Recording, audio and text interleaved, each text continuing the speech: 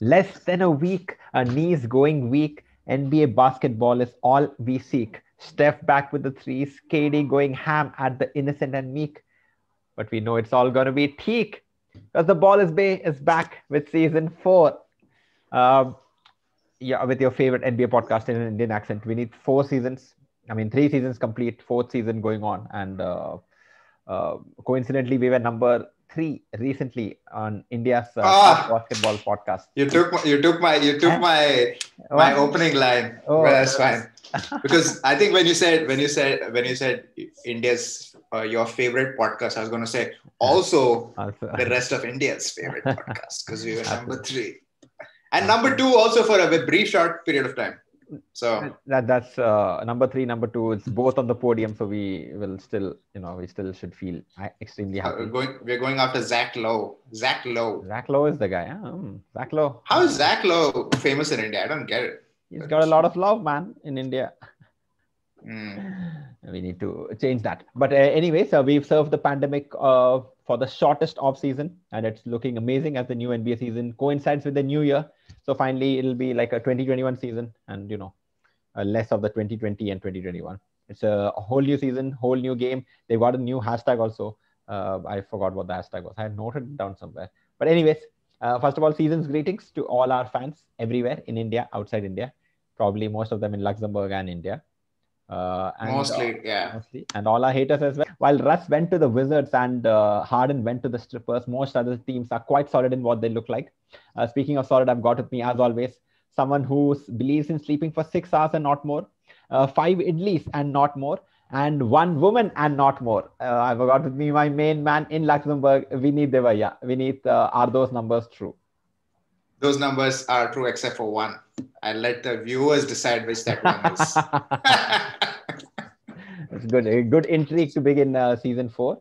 Uh, season 4 obviously means more expectations, more reels now that is out there, and more listeners, more episodes. What are your fav? Yes. What are you most looking forward to in season 4? Season 4 of the Ball is Where podcast, right? Yes. I think, when we started this journey, it was about hitting 10 years, Mm-hmm. and Yeah. so we're not even halfway through, and, Oh. we're already India's number 3 podcast. We've been to NBA games, we met stars.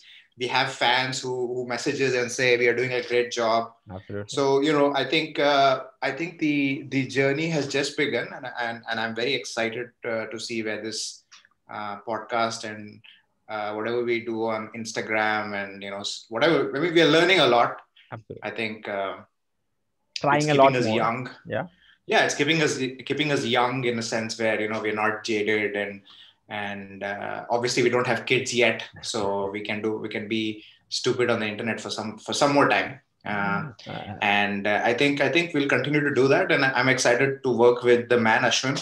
I think never would I have imagined that you would stick for 4 years Mm-hmm. doing something Well, consistently. it's just 3 years. Let's not get our hopes up. It's 3 years. Oh, right. Oh, correct. This is 3 years. This is the 4th season. My bad. You gave me 33% credit more, but I'll take it. I think. No, but I think we both have done a good job. Mm-hmm. I mean, now we have to see how we do in the 4th season, how consistent we can be. Can we get better guests? Can we work with NBA a little bit more closely? So there's a lot of things that we can do, and I'm excited to see what we can achieve. Absolutely. I think for me, What Twitter was.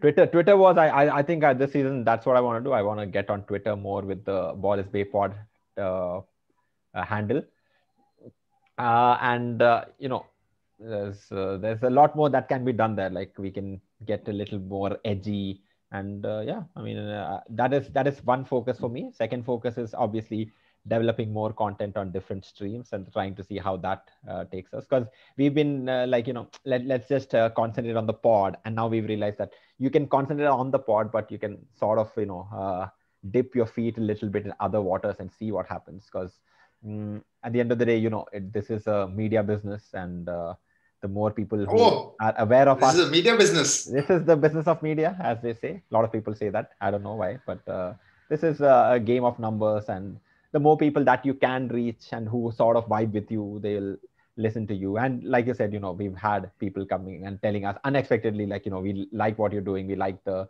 listen to the banter. We like to listen to your analysis and, Vineet's no nonsense filter. So, that's always, something that's good, right? I'm the no nonsense guy amongst the both of us. I'm the nice guy and you're the no nonsense guy. So, well, let's get back to the actual reason that this pod exists, the NBA. Pandemic year, short off season, weird, trade season, the free agency market, and one of the less whelming or rather underwhelming drafts that we've had in recent times. Which team are you most excited to see this year, Vineet?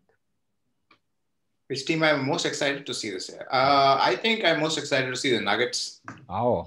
I think the Nuggets have some good pieces, and I think doing the trades that they did, and I think we discussed this last time also. Yeah. I want to see Michael Porter Jr. blossom into like a real superstar. Mm-hmm. He has all the tools, and if he does, then the Nuggets, I think, could probably be the best championship contender team for the next 5 years. Wow. Because Jokic, Jamal Murray, and Michael Porter Jr. are not going anywhere. Mm-hmm. So, and I think that both Jokic and Jamal Murray seem to be the kind of guys who would stick around. And if Jokic is your best player and he is not the one that wants the, most money, the limelight. No, also the limelight. He's happy to pass the ball around and get people involved. Then it becomes much more easier to involve scorers like Murray and Michael Porter Jr. So I think they'll be a force to reckon with for the next 5 years. So yeah. I think this would be like the first year, kind of the OKC 2012 season. They have the goods. That's true. They have the goods. They have the goods. Yeah, they have the goods. Yeah. So Michael Porter Jr. is kind of like James Harden. Mm-hmm. Just very good offensively skilled. Instant offense. Yeah. But I mean, so that's my favorite. That's some real, big boots for MPJ to fill, because James Harden was absolutely instant offense, like Manu Ginobili re-coming, and I think Michael Porter Jr. I mean, he showed flashes last year, and I think that's he's put this expectation on himself. If he was just sort of coming, going in, but he really showed flashes of what he could do. He wanted, I think. In that Clippers series, he went and said that, no, I want the ball at that time. That's basically saying that put the limelight on me, right? Like, ball is bay, listen, here, I want to do this. So what do you guys think? And ball is bay, listen, huh? Obviously, that's what they all shout out to. So they all send us, yeah, I think that's what I'm excited about. I think, because every other team kind of seems, I don't know, just the same thing, Mm-hmm. Lakers are the same, Clippers are the same. Mavs are the same, Portland is the same, Bucks is the same. So really nothing has really changed. I think, only change that I've seen is the Nuggets, who have added by subtracting, so I think. I still disagree with it, but I think that... which team are you most excited for? I am very excited to see the Wizards, because the Russ is playing there. I'm really excited to see them win more games and get into the conference. More bricks, more construction work, my friend. Such memes do not affect Russell. I told you, he was playing fantastically well in Houston before the pandemic, and then he had the coronavirus, came back, and whatever. But it's not again. We have to. Separate topic. Yes. Now I'm saying we will talk about Russ and the Wizards later, but honestly, I think. I am very excited to see the Brooklyn Nets, because we have not seen prime Kyrie or prime KD in a really long time. And both of them coming in there. DeAndre Jordan, I think, is underrated at what he does. Karis LeVert is there to, do that little bit of the scoring. DeAndre Jordan is properly rated, dude. Come on. He's making enough money. No, but what he can do. Anyway, but last year he was also not playing well. So all three of them coming back, and all three of them being probably Durant can only go worse as the time goes. He's not like a LeBron sort of a guy. And so I think this year and next year probably will be like the best years of Durant's life and of his NBA career. And I think, it's very nice to see the monopoly of the Milwaukee Bucks being destroyed in the regular season. I feel Brooklyn has a probably most exciting team that is there. I would have said Warriors as well because again they're also Steph and Clay coming back after a whole season, but it's just Steph, so it'll be like this is actually that season that we were expecting where Steph wins MVP by scoring 50 points per game and the Warriors lose. I think Steph is going to be ridiculous. If Steph doesn't get injured, he's going to show people who the fuck he is. Yeah, absolutely. Steph Curry is he is a fierce competitor. He really loves to compete and win. Mm-hmm. So I don't think he's going to just sit there and Steph is kind of like KD, but miniaturized. Steph can score anytime, anywhere, whatever system we put him. Right. So he is, and who is he going to give the ball to? Yeah. Nobody.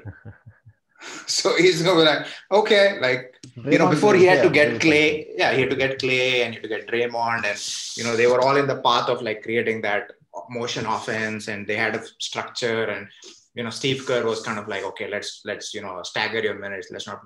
Now he's going to say, listen, man, anyway, not going to win the championship. Yeah. We don't have the depth to do it. Mm-hmm. Let me go crazy, And, Steph was the kind of guy who would make 30 points in half a quarter and then just chill. Yeah. So now you just give him, and say, okay. I mean, didn't he average 31 or something one season? I think that MVP season, he had some crazy 30 point numbers, crazy numbers, that 2016 season. And they won 73 games. When he had Clay next to him, and Andre Iguodala and all these other guys that he would actually give the ball. In this specific, there's nobody. No, he could give the ball to Clay because Clay can shoot lights out and he doesn't want the ball. He's like, I'll get you a place. Yes. And now he's like, there's nobody. If you go give the ball, who are you going to give the ball to? Yeah. So imagine imagine half of Clay's shots and I think it's going to be crazy. I'm excited for Steph. Steph, I would think that he would score. Steph scoring 36 points per game, 40 points per game and the Warriors losing 40 games. I think that's what's going to happen. Because I don't think the Warriors are going to be that good. No, I don't think they're going to be that good. I don't think they're going to be that good. But I think... Which teams... Okay, anyway, this pod was about the top 10 teams of the NBA. So let's get into that. Directly get into that? Okay. One what is... you have one more question? It was not really a question. It was just about, what do you feel about the whole Houston situation panning out? What is your take on it? The no-nonsense take. Mr. No-nonsense guy. When did I become the no? I'll take it. Fine. I'm the no-nonsense guy.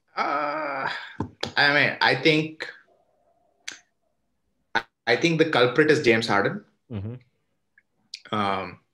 Having said that, he has the right to ask for a trade. Houston has the right to trade him or not trade him. Mm. But I think that just given the situation where James Harden literally was running the Houston Rockets for the last 4 years, and he actually had a good partnership with Chris Paul that he screwed up because he couldn't put his ego aside. I think is a reflection of James Harden's inability to take responsibility for the failure. Because I think people grow when they take responsibility of okay, I screwed up. It is always easy to point at the other person and say, because everybody makes mistakes, right? Even within the podcast, sometimes you fuck up, sometimes I fuck up. And if I keep saying, oh, Ashwin keeps fucking up, and you keep saying, oh, Vineet keeps fucking up, then it's going to go nowhere. Mm-hmm. So I think James Harden needs to take responsibility that he had a lot of say in all the decisions. Having said that, he's in this prime of his career and he feels the need that I can't win a championship with this team and this coach, and hence he's asking for a trade, which I think is fine. But he can also be very professional and go to that camp and handle it professionally as possible, while being assertive enough, because his window of winning a championship is very small, whereas the Houston Rockets have an infinite window to win a championship. Like they can, their window exists for the next 100 years. Whereas James Harden has another 5 years to win a championship. Yeah, 5 years. Yeah, I think he's already 31 or something. Yeah, I'm just saying, I'm like 5 years, I'm not 31, I think it's 30. 30, yeah. He's 2 years younger than Durant. Yeah. So I think that's fair. Fair or not, I mean, he's putting out a statement anyways, and pretty... I think he just doesn't want to play, but I don't know, like, if you have a battle with a maniac billionaire, I'm not sure if you will come out on top of that. I mean, do you want to see a situation where Harden just pouts and says, I don't want to play? Because that's also not a good look. And good look for whom? He's getting paid. He's getting paid, but it's not a good look for the league in general. Let's get back to the point for this episode, Vineet. The NBA is back, and since there is less than 5 days for it, we are going to have our top 10, 5 for each fingers, top 10 list of the teams to watch out for in the NBA. These could be teams that we predict will have the best record, or it's just teams, we are really excited to see, and No, teams that are going to have the best record. Don't say or. No. Teams where we will have the best record, but without conference restrictions. So as always, we'll have one team from the East and 9 teams from the West. I'm kidding. It's going to be, I think, 3 or 4 teams from the East. Anyway, let me bring up my list, and then let me remind Vineet how he is wrong for this list. Anyway, we'll start with number 10. Vineet, you want to start with number 10? No, 10. Do you want to go 10, 9, 8, 7? Okay, 10 for me is Sixers or Houston, depending on where James Harden goes. Yes, absolutely. I think that caveat I did not put. 76ers based on current form. But if Harden goes there, then they might move up. I think he'll go somewhere. He's going to go. He's going to go. But 76ers as of now. So both of us correct in that way. Okay, 76ers. They got Dwight Howard. They got Seth Curry and Danny Green. Seth Curry and Dwight, yeah. And Danny Green. Champion Danny Green. 2-time champion. 3-time champion. Consecutive champion. Back-to-back champion Danny Green. Oh, he's 3-time champion now, right? 3-time champion. Oh my God, Danny Green, my man. My man. He could have been 4-time champion and 1-time finals MVP as well. I just want to remind the followers of the sport that such the thing could have happened. He was raining threes in that Heat series. He had him and Gary. One game. He had some record. He had a record for the finals, yes. And nobody else was playing so great that they would have won the finals MVP. There was a legit talk that Danny Green could be finals MVP. And I was like, what? Maybe that's why they didn't win, because the world was upside down at that time. But anyways, Danny Green, they've got Seth Curry, I think is amazing. Great off the bench for, great for spacing and all of that. The question is, will Joel Embiid stop pump faking the three and trying to drive inside? Do you think that's going to happen this season? Do you think he's going to play more? No, I mean, he is the way he is. I think it's very difficult to change the way a person works unless you take away his salary and unless you don't change it. And it's very difficult to do that. I think he's just going to play the way he plays. But he's a good player. He just has to show up and be enthusiastic about the game. That's all we require Joel Embiid to do. Is come and be enthusiastic and give it your 100% every single game. And he's a monster. They've also got the additional liability of Doc Rivers this season. But Vineet, let me ask you this very, very straightforward question. I think for all teams, there should be like one question. For 76ers, simple question for me, from my point of view is, if there's a trade which goes James Harden for Ben Simmons, direct, like James Harden, Ben Simmons, that's it. That's the whole exchange. Should the Rockets and the 76ers take it? Yeah. That's exactly. I mean, that's correct. I can't argue. You said the right answer. As good as Ben Simmons is, James Harden is he's yeah, it's ridiculous. Like, he spreads the floor more. He probably will. No, he's just that much better. Yeah. And I mean, I don't know if you remember this, but the NBA Wallahs group, I had chosen James Harden and Joel Embiid with my first 2 picks. And everyone made fun of you. Yeah, exactly. But yeah, because it is a shitty combination. There's no doubt about it. Absolutely not. It's not a championship caliber team. Sorry. It is. I mean, that's remains to be seen. I hope it happens so that I can have a badge which says you can avenge. I chose correctly, and then I'll just pin it on myself. Okay. You want me to go with the team number 9? I think team number 9 for me is Dallas Mavericks. I think Mavs. Okay. Luka coming back off. I have some other things are there. I'll talk about it later. But Luka, I think this season, boom. I think this is fourth season. Boom. As in like going into overdrive. Kristaps Porzingis, I think is he still injured? I hope not, because then I'll have to take this team off. But I think Dallas this is the right moment for them to show what they can do. They'll be 70th percentile, but still great team. I think they showed a lot of promise last year.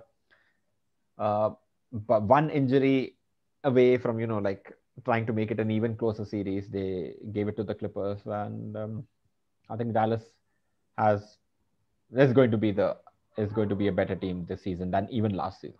So I expect them to be number 9. But you're picking them to a 9th. 9th. In record. In top 10. Okay. Top 10. Yes, top 10. What about you? I mean, your 9th? For me, number 9 is Portland. Oh, underrated. Portland. Not underrated. They're in the West.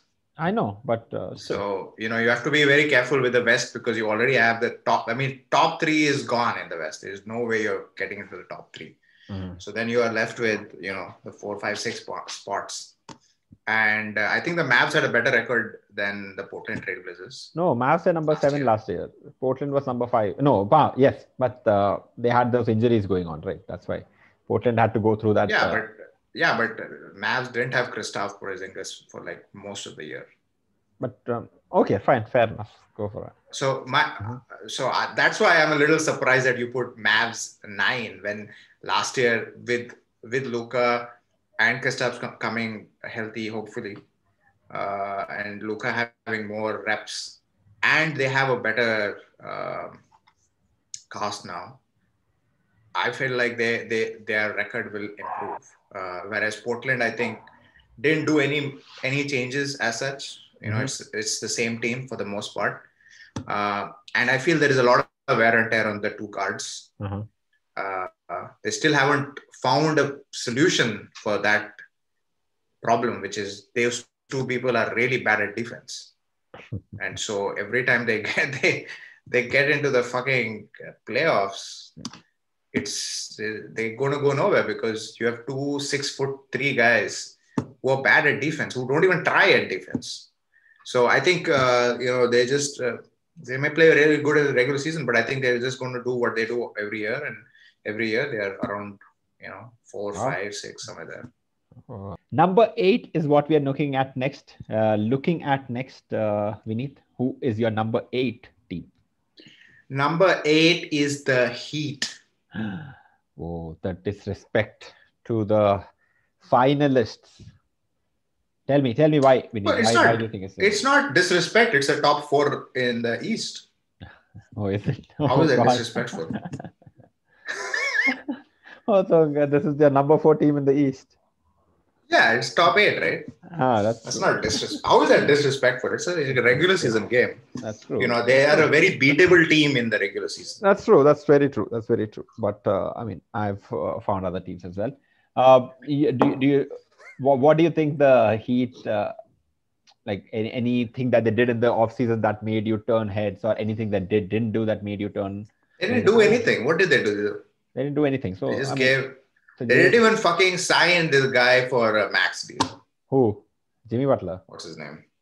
No. Bam Adebayo. Bam Adebayo. Yeah. Yeah, I mean, Bam Adebayo needs to give one more season of this amazing breakthrough season that he had. And I think he'll get that. He'll get a max, maybe not a super max, but max. Max is fine. Max is also good. Okay. Why not super max, bro? No, Supermax, you can't keep handing out Supermax. You know what happened to Westbrook and Wall, right? Like they gave them both 40 million contracts. They got traded for each other. Like it says, Supermax is meant for. In my opinion, I think Supermax is meant only for the top 5 players. You're saying that Russell Westbrook Is did not a not top deserve 5. the Supermax. Not a top 5. No, it just, see, he deserves the money. And that's the thing, right? Like, if you're giving someone a 5-year Supermax, you should load it more in the first 2 to 3 years instead of loading it up all evenly completely, which I feel is like, he's not going to be the same. You give him when do you get the Supermax? You get the Supermax at around 28, 27 or something like that. And you're paying the guy basically 40 million at age 32 when you're not really sure. So I don't know. There's a lot of money in NBA, but that doesn't mean that you just give it out, because then you'll be stuck with that contract also. I'm just talking about financially. Okay. So, that's my feeling. Anyway, okay. Who's your number 8? My number 8 team is none other than the Celtics, my favorite team, which always lets me down. Celtics are number 7 for me, so I guess close enough. Close enough. Yeah, I think they'll just do what they always do. There's nothing great. I mean, you're saying that the Heat will have a better record than the Celtics. Yeah, that's what I feel. I feel they will have a better record because they have the swagger now of being like, we can do this, we can do that. I think because frankly, the Celtics have always disappointed me. So this time I thought of turning the tables on them and disappointing them in the ranking. They'll be heartbroken. Fair enough. Okay. So is your 7 Miami Heat? No, my 7 is the Portland Trail Blazers. I think Portland Trail Blazers last season were really shortchanged because they had the injuries at the beginning of the season. They went through it, fell to number 13 I think at one point they were number 13 or something like that in the Western Conference. The virus happened, pandemic happened, play got suspended for a while. Everyone came back properly and they just racked up wins, got into the 8th thing. And, and I thought that was probably the best version of the Portland Trail Blazers. Portland Trail Blazers, it's a run and gun team. They run around, shoot teams. I'm talking only about regular season. I think with Nurkic, with McCollum, with Lillard, everyone healthy. I think they have a. So you're saying the Portland Trail Blazers are going to be the 4th best team in the West? No, 1, 2, 3, 4. Yes, Portland is going to be the 4th best team in the West. So they're going to be better than Mavs and Utah Jazz. I have not picked Utah Jazz, but yes, obviously they are going to be better than the Utah. Yeah, I mean, I'm just saying. Yeah. Yes, obviously, yes. I feel that they. Okay. A fully healthy. I disagree. Obviously, yes, that's fine. We are on this spot to disagree, Vineet. And why do you think they're going to have a better record than Utah Jazz? I don't think. What has Utah Jazz done to you? Like, what has it not done for you? I mean, they have proved every single year to be a top 4, top 5 team in the Western Conference for the last 3-4 years. So have the Portland Trail Blazers. They've always been in the 4, 5. Not really. Yeah, 4, 5, 6. No. Yes. No. Yes. The first season where Jazz was number 5 was when they beat OKC. Okay, let me put it this way: the Utah Jazz always has had a better record than Portland, maybe except for 1 year.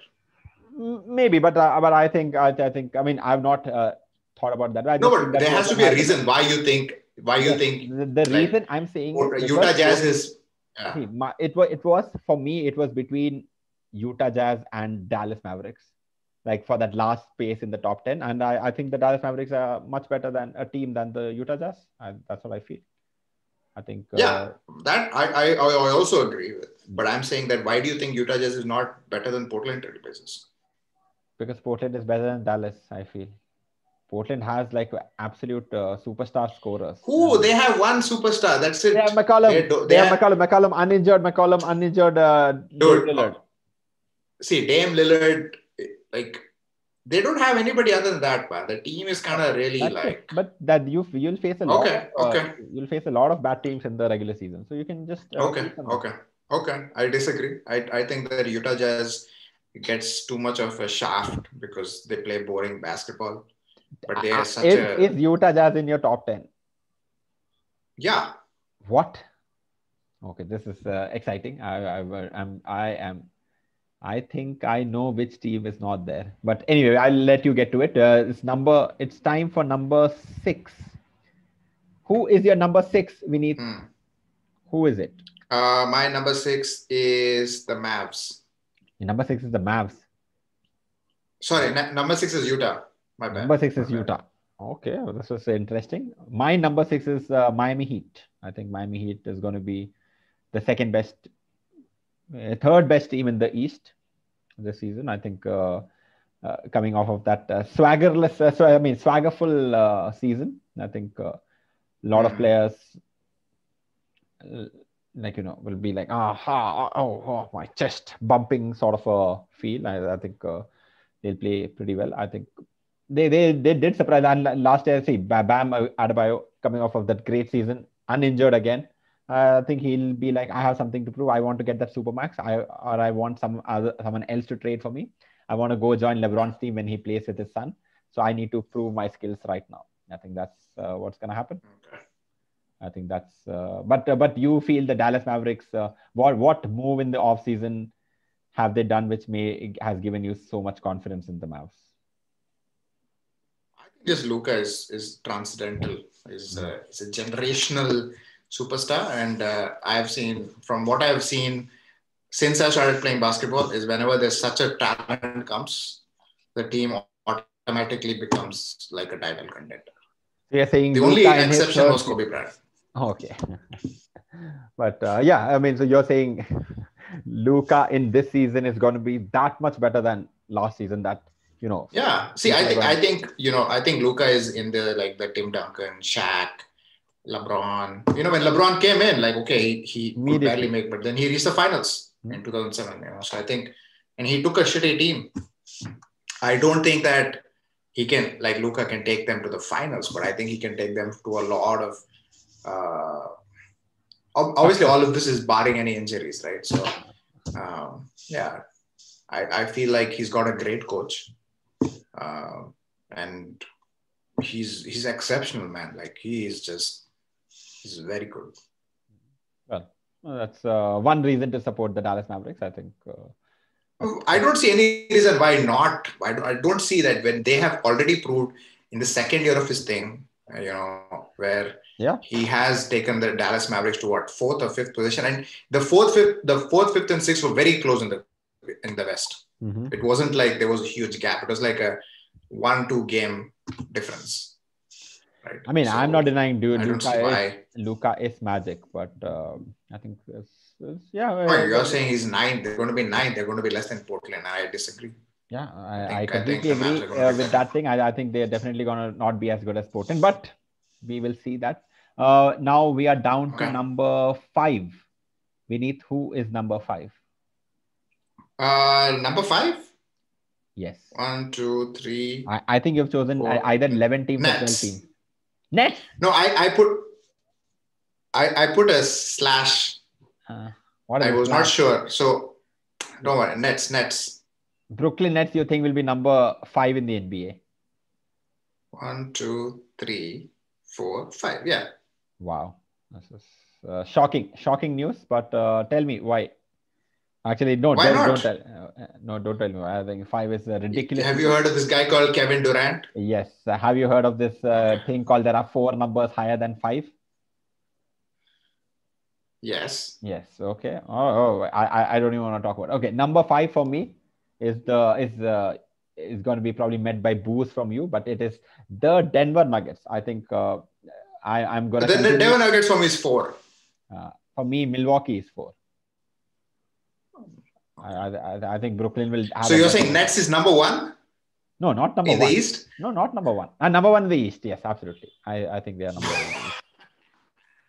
No doubt about it. I think just having Kevin Durant is more than enough. Like Kevin Durant is miles better than Giannis, and I think he's gonna show it. He's gonna show it this time. And it's the East, man. There's no way. There's no way. There's no way. There's no way. You're saying Giannis is better than KD? Yes. Wow. Yes. You sir are wrong. Listen. Absolutely wrong. Listen, we don't know what KD we're going to get. That's true. But I think even if we get 70% KD, that's better than 110%. You're saying a 70% KD is better than 100% Giannis? Absolutely. 110% Giannis. All Giannis does is runs and dunks. That's all That's what Shaq used to do. No. 3 finals MVP, top 10 player all time. That's all you need to do. We are talking about the regular season. Regular season also, I think I know. I feel Nets have too much firepower over the Bucks. Have like what are the Bucks? What Tell me the firepower does Nets have? top three players in that Bucks versus Nets. Okay, Bucks and Nets. Top three players. Two of them are in the Nets. So what? Giannis just don't have the Bucks. One is the Bucks play as a team. Okay, they are a good team. They are well coached. Just cause, there is no chemistry issues. You know, Drew Holiday is a legit all-star player. He's not some scrub. He's really good. It's not a scrub. He's really good. Yes. Okay, so you have Chris Middleton, you have Drew Holiday, you have Brook Lopez. You have Giannis and that guy, yes. That's a very, very good, well meshed, like coached top four amazing number two in the East. This is Kyrie is. I'm sorry, man. Like Kyrie has never proven that he's a winner. He's got KD with him. He won when he had LeBron with him. He went to 4 straight championship finals. So Kyrie does not need to be the leader on the team. Kyrie is not a leader. I'm not saying Kyrie is a leader. I'm just saying Kyrie is a but Kyrie thinks he's a leader, unfortunately. No, that I think is not going to be a problem with KD because I think they are. We'll see. We'll see. Okay. But see, Kyrie is not as like egomaniac like Russell Westbrook. He's not that hot-headed. Like Kyrie is still like he might think he's great, but he's not like, oh no, at the clutch time I am definitely not going to. Like, and he's a good shooter. He's a great dribbler. We'll see. Oh, we will see. But like I said, I'm pretty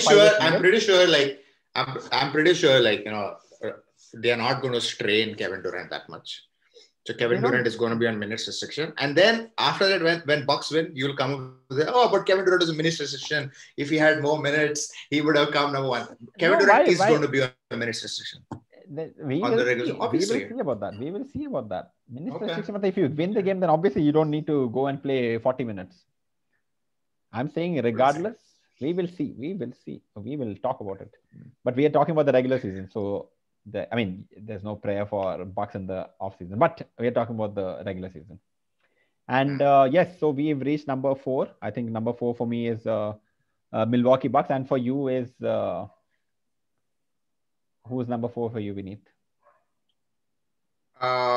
Number 4 for me was Bucks. Nuggets. Oh no, number 4 is Nuggets. So that's more or less. Number 3 is Bucks. Number 3 is Bucks. Number 3 for me is obviously Brooklyn Nets. And I guess that makes it pretty clear who number 1 and number 2 are. The sunny state of... Well, the question is... Which sunny... Who do you think is going to be number 2?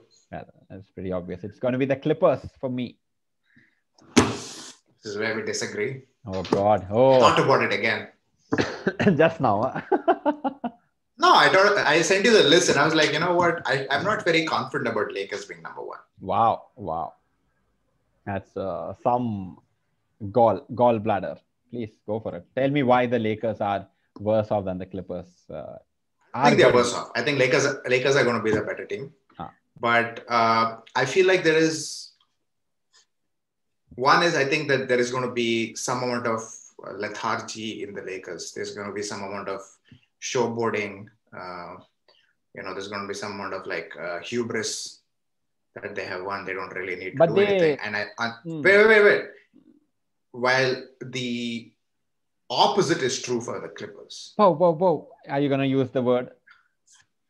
The dogs. They'll have a dog mentality.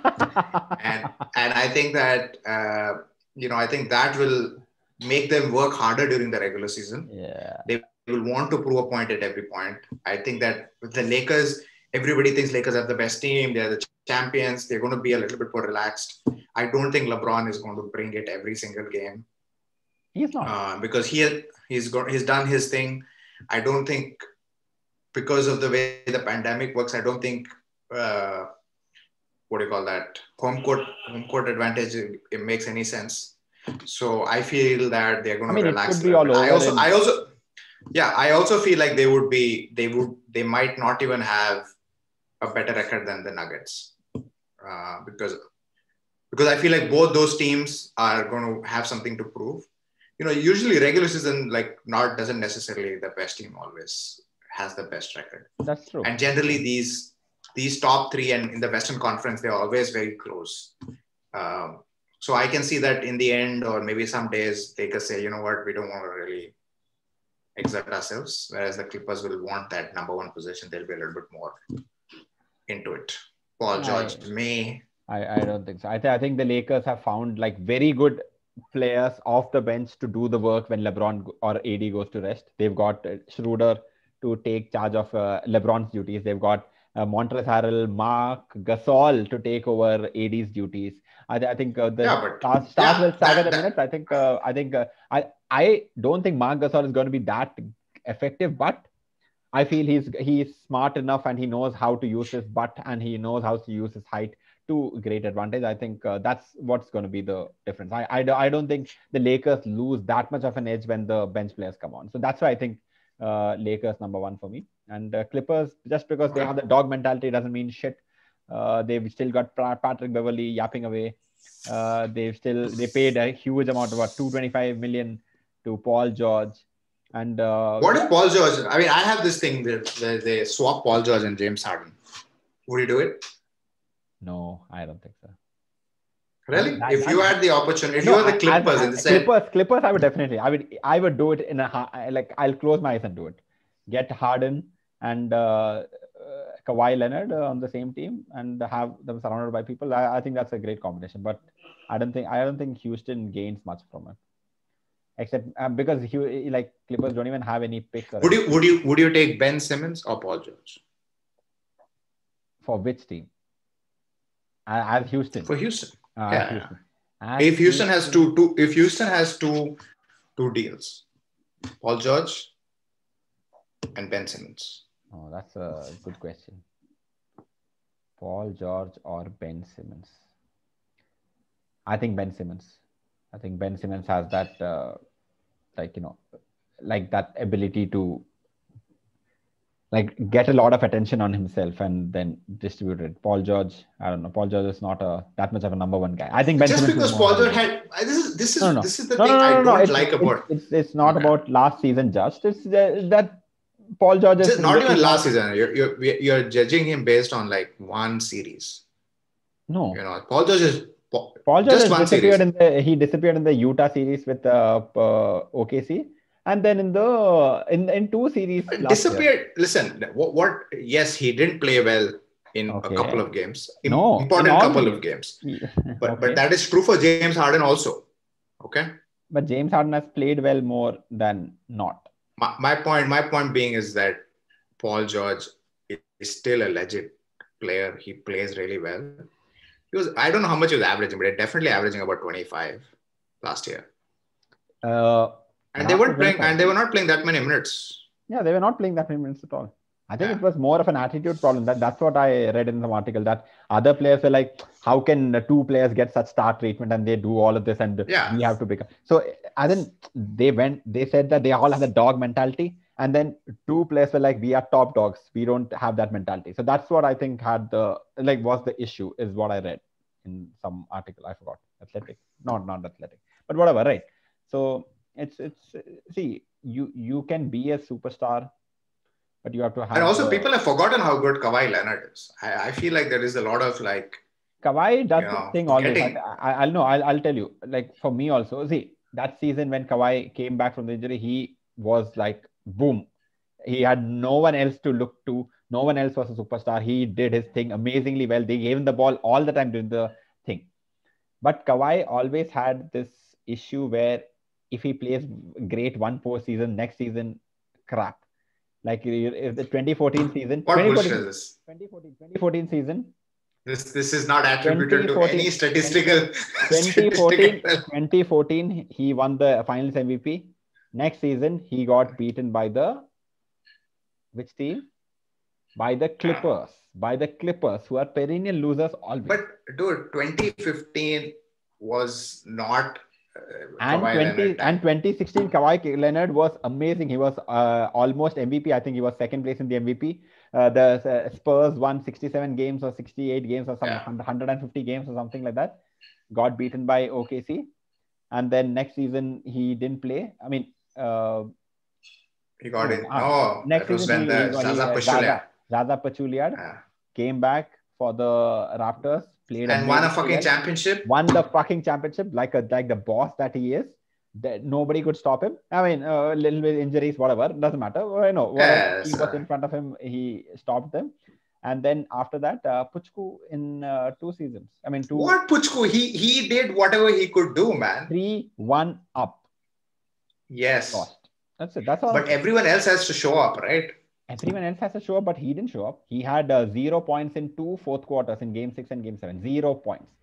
0. 0 points, really? 0 points. Maybe 1 point, but 0 points. Maybe 1 point. I don't know. But maybe it was mostly 0 points. I don't. I don't think in the fourth quarter of Game 6 and Game 7, no field goals. At least no field goals. That I know. So that's a major disappearance. I think this fact will be corroborated, and there will be a verified fact check thing put here. I'm not just saying stuff. Okay, and it's possible. But I don't remember it being that bad. No, but it was that bad. Like fourth quarter, like they were up 17 with I think a minute or 2 minutes left in the third quarter of Game 5, or was it Game 6 or something, whatever. Lost all games after that. Nothing. They couldn't do anything anywhere. Nobody. Kawhi was like, I will my team. Nothing. He couldn't do anything. They couldn't do anything. And I can attribute a certain part of it to, not having home court advantage. Like, because if they had home court advantage, people have been like, giving them energy. I really don't know, man. I think all the 3 games that Nuggets lost, right? The Clippers played really well the first 3 quarters or the first 2 quarters, and they always had a lead. So I don't know. I don't think that. Okay, I mean, you know what? We have to say that Kawhi fucked it up. He didn't take responsibility. That's fine. Absolutely. Imagine if we are giving him credit for doing all these amazing things, which we are not denying, right? Like he stopped LeBron in 2014. He stopped he stopped 76ers, Giannis. He stopped everyone in the 19 finals. And he did that. And because he did that, like it was there to see. You couldn't deny it. But the same way you couldn't deny the absolute flop that he had last season. That's the same thing. Like it was there. It was there. He could do it. And but I just want to remind people that he's still a top 3 player in the NBA. Okay, top 3, top 5 definitely easily. I mean, how is he not top 3? Giannis, LeBron, Giannis, Kawhi. That's it. Anthony Davis. KD is not. Let KD come properly. Anthony Davis. You can't deny recent success.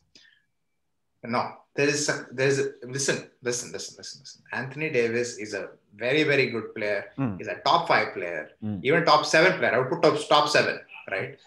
But let's just be honest that the man did not or could not even get into the playoffs when he was playing alone. Yes, and Kawhi won Finals MVP when he was playing with 3 Hall of Famers in the team. Hall of Famers who were fucking old. No, but they were still doing the thing. You would never say Tim Duncan was old when you argue for Tim Duncan. Listen, if the answer pots and pans.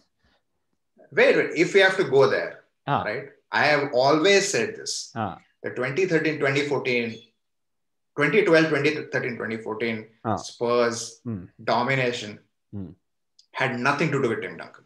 Had nothing to do with Kawhi. They just played as an amazing team. And Tim Duncan was the best player, but not by like a player as in like he could score and level.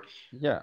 They all were so equally distributed that Tim Duncan with his defense was a little bit more taller and higher from a leadership and also. But everybody contributed in that. Absolutely. I mean, we just said that Danny Green almost won Finals MVP. So you know the level. Yeah. So you can't. So I have never said like that you have to distinguish. Tim Duncan was. I'm saying you have to distinguish yourself. I don't think Kawhi distinguished himself. He was the best defender in that series, and the way he played defense is the reason that they won. And he was the highest scorer. I don't know about highest scorer, but he was a good scorer. Highest scorer. Good scorer. Second, I think second. Second, but by like less than point or something. Yeah, I mean, he did his thing, right? Like that's by like 17. So like in that Spurs thing, 17 points per game was like highest. Got his team to the playoffs one season. And he had no one. Like, I'm not saying that. Yeah, but then Kawhi Leonard also had like 2014, 2015, 16, where he took the fucking team into the playoffs and won like 67 games. Anthony Davis never did that. Yeah, but Anthony Davis played with like scrubs. Yeah, but 2016 or 2017 team of the Spurs. The year they won 67 games. There was Tim Duncan was there. That was his last year. Yeah, but what was Tim Duncan? Dude, let's not. It's like saying Dirk Nowitzki was playing in 2018. No, Dirk Nowitzki was there. He was on the team and he was only. But there was who was there other than Dirk Nowitzki on that team? Okay. Tim Duncan, Anthony Davis had Drew Holiday, who's actually a legit player, very very good player. Are you comparing Drew Holiday to Tony Parker or Manu Ginobili, or what is going on here? In 2016, in the time, I think Drew Holiday was better than Tony Parker. Tony Parker was shit, man. No. Tony Parker was Finals MVP in 2007. No. 2007. I'm not saying Tony Parker was, but like Tony Parker knew what he had to do. Like that's the whole point about the Spurs, right? Everyone knew what they had to do. They didn't have to be amazing. They just had to be great at what they were doing. Yes, but Kawhi Leonard was the man. We will put this to test. We will ask our audience who they think is better, Kawhi Leonard or Anthony Davis. The audience, 5 people will audience poll 500. You mean anyway? So before we finish this part, 2-3 questions. One question. Which player has the most to prove this season? Like someone who either played last season or did not play last season or played bad last season, and this season they are coming back and they're like, I need to show players why I'm good. I need to show the media. I need to Zion Williamson. I almost put the New Orleans Pelicans in the top 10. I'm very high on Zion. I think I am very, very high on Zion. Mm-hmm. And I think that Zion is, again, a generational superstar. If he's healthy, he's got an amazing coach who will put him in the best position possible. And he's got an amazing, amazing roster around him. Brandon Ingram is amazing. Lonzo Ball is okay. I mean, it's a very, very good team. Mm-hmm. And if Zion takes that next step, Zion Williamson is unstoppable, man. Have you seen him? Oh my God, unstoppable. Like he scores like 28 points at 70% field goal percentage. Like, yeah, I mean, you can't stop him there. 285 pounds, man. That's like baby Shaq. Yeah. So if he decides to get more aggressive, which is his biggest problem, is that he's not aggressive enough. If he decides to say, okay, this is my, I'm going to be the Russell Westbrook. Like if he brings half the intensity of Russell Westbrook and say, fuck it. Anyway, you're not going to win a championship, but I'm going to show them. I'm going to get it done. Show them what. And I think in one of his interviews, he said like, I'm not going to do minutes restriction this time. And so like apparently, I don't know if he said it or the coach said that the gloves are off. I think what annoys me a little bit about Zion's treatment in the media is like they keep acting like he's a ticking time bomb. Like if he plays 30 minutes, then oh no, his leg is gonna get injured or he's gonna get injured and things like that, which is not a very good thing to say about like this guy's 18, 19, like he just 21, 20 no 20 I think. Oh, he's 20, bro. He got drafted last season, 19, so now 20. Yeah, 20. You do all this negative talk about people. I mean, let him play. Let him. If he's getting injured, then let him get injured, man. Like, why do you keep? What is this great thing that Oh, he's a great player. Let him not play basketball. Let him play for 5 minutes, 10 minutes. Like that doesn't make any sense. I agree. I mean, I see how people can be a little bit more defensive about it, but in the end of the day, he's a basketball player. You should allow him to play basketball, and put him in the best position to be successful, where he's not being stupid. Tell him not to like just simply jump for every. You don't have to block every shot. Like he wants to be good defensively. Tell him to just chill on defense. put him under better weight control. Nothing good ever happens if you play a lot of defense. That's well, not in today's basketball. I think in today's basketball, the speed at which it's played, if you try to, unless and until you're like a Rudy Gobert type or a Giannis type player, where your defensive impact is in the paint and not allowing people to drive in and take easy layups, see what happened to Clay, right? I mean, it's just Clay was so dependable, but the way they play, just running. It's such a fast-paced game nowadays compared to the older times, that playing defense at that speed will probably lead to some kind of injury. And Zion is huge. My God, that guy weighs more than Steven Adams, and Steven Adams is like some 265 pounds. He's probably 3 inches taller than him as well. Anyway, so my pick for player who has who do you think? Thanks for asking me, Vineet. That question unimpeded or unprovoked. I think Gordon Hayward, I think, has a lot to prove because he's got like a huge ass contract. Horrible. So what? He is already injured, dude. He's not injured. You know that, right? No, he's not injured now. What I'm saying is, see, now for the past he got an injury yesterday. He got injured yesterday. Yeah, some finger got broken, some shit. Okay, then next pick for someone who has to prove a lot. I mean, I don't want to say Russell Westbrook, but I think Bradley Beal. I posted it. Did I post this on our Instagram? No. I almost posted it. Shams reported it. Oh God. My answer has to be. He sent me a message, and I was like, all right, you can break it. Anyway, I think Bradley Beal. I'm see, because now for 2 years he's been just without John Wall, just carrying the entire load on his back, and he's like, I'm an all-star. I'm an all-star. See, the reason I said this, if he was all quiet and let's just shooting his points is fine. But he's going around and he's demanding that he get that all-star berth. He's like, I'm an all-star. How could you snub me? I'm scoring 29 points. I'm doing this. Now he's got Russell Westbrook with him. Now he has to look at that as an advantage. Be like, Russ, let me do the shooting. You just do the running. And he has to take more responsibility. I think it's a great chance for him to really show how good he is. See, do you agree that no matter how good you are, if you've got another good player on your team, like your load almost gets a little lessened and the game comes a little more easy to you. You can do more. Yes. I think that's exactly what Bradley Beal has got on his table this time. And I think the Wizards should be exciting, but I think Bradley Beal should be able to now cement his all-star place in the East.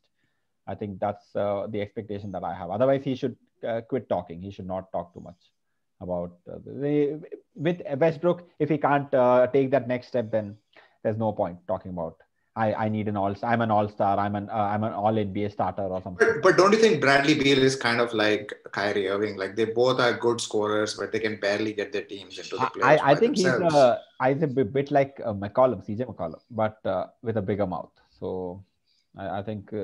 No, I think it's more like Kyrie. I think Bradley Beal and Kyrie are kind of similar from a score first kind of mentality. Yeah, score first kind of mentality.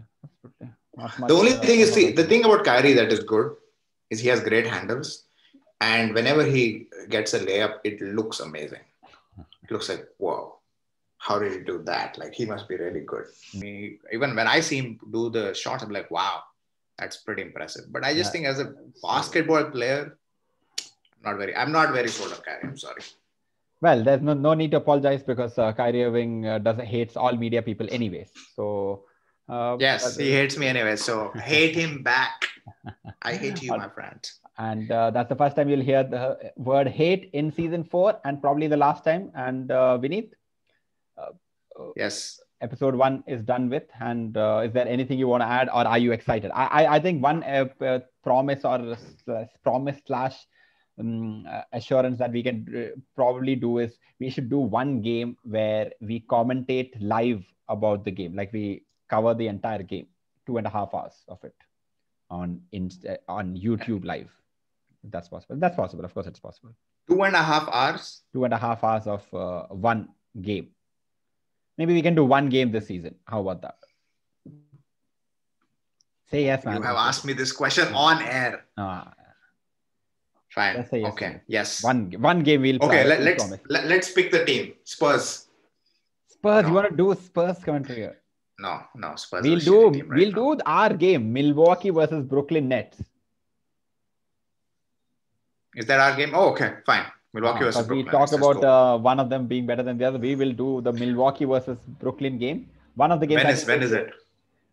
That I don't know, but I mean, I just made up the plan on air, so I really don't know. But we will do it, and that will be the game that we talk about, like full from start to end. I don't think we can televise the game because copyright issues and all that, but we'll do commentary for it, and you can join us. I think we can. I mean, it doesn't have to be live. We can do it, and then you want to do it live? Huh? I think live, just both of us talking is kind of stupid. It has to have the video on it. How will we have the video? We can't have the video on it. We'll have to talk to our people at NBA.com. I mean, NBA, not really. I mean, isn't there I think NBA is quite okay with like using clips and stuff. Clips we can use, but you want to use clips and talk about clips. Anyway, whatever it is, we'll figure it out. We'll let you know. And till then, please like, share, subscribe, do the thing. Follow us on Instagram, follow us on YouTube, Twitter. Episode for season 4. We are really excited. I hope you're excited as well. So yeah, see you next time. Vineet, say bye-bye. Bye.